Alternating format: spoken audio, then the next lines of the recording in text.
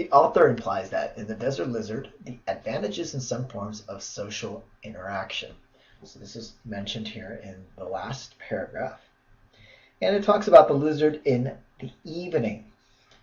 So it says, although the lizards engage in similar behavior, social displays, all that good stuff, metabolic rates are great in the evening, and they can't run around as much. Temperatures are high. And so, therefore, we go on a little bit deeper into the passage. Says, however, males that are active late in the day apparently have a higher mating success rate. This is very similar to that turtle. Remember, it's not hunting during the optimal times because of its body temperature and because of the environment temperature there, but it's doing it because it gets more prey. Likewise, lizards who are active in the evening have, greater chance of mating. So, where does that lead us? Start here with answer choice A. Occur during a period in which a reptile's metabolic costs are high, not low.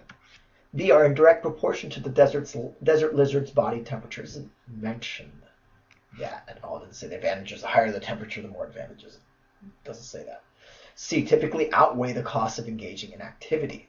So yeah, there is an increase in costs involved when a lizard or when a reptile is involved in activity outside of its optimal range. And the evening is an example of that. But the benefits are increased likelihood of mating. So there we go.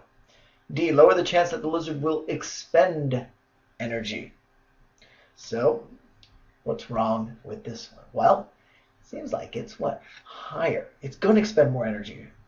The metabolism is going to go up because it's working harder to do the same action it wouldn't do in the morning, wouldn't be nearly as high metabolically speaking. Finally, E. Are short-lived and carry with them numerous dangers. It doesn't say this. It doesn't say, it's the little window for increased mating doesn't last long and it's really dangerous because all these predators are out and about hunting for the mating lizards. None of that's mentioned, and again, the answer is C.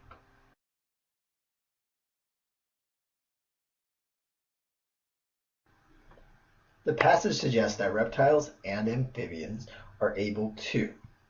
So in the passage, it talks here about reptiles and amphibians being able to be active during suboptimal temperatures. That means when their body temperatures aren't at the right temperature or right number of degrees for the actual activity. So for instance, there is this leatherback sea turtle, and I'm sure that it can swim faster during the perfect time of day when its body temperature is right.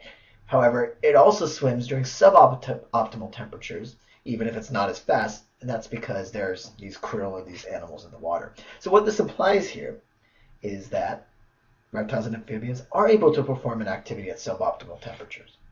Now let's look at some of the other answers. B. Avoid excessive costs when performing an activity.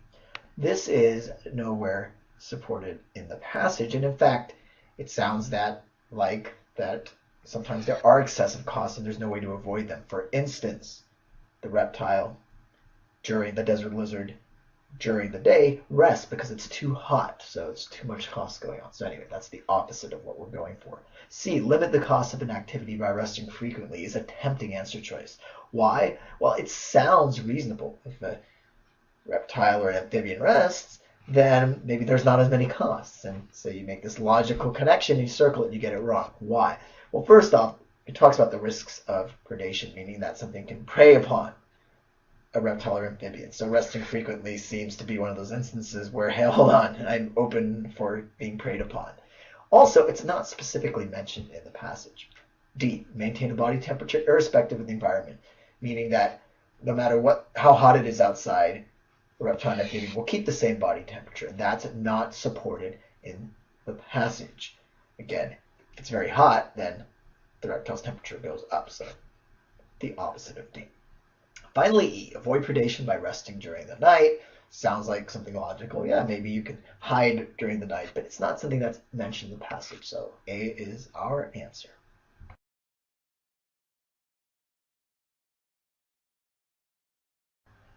It can be inferred from the passage that the metabolic costs of an activity during the middle of the day are, well, where do we find information that talks about the body temperature of the lizards? Well, let's look here at the second paragraph. Relatively low body temperatures in the morning Y, and so it is active.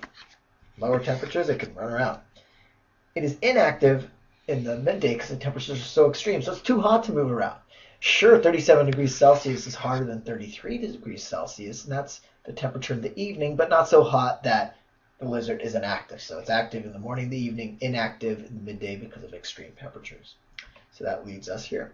To which answer? Well, let's look at A. Similar to the metabolic cost of activity during the evening. No, you can see that metabolic costs are so high that in the middle of the day, a lizard just sits there.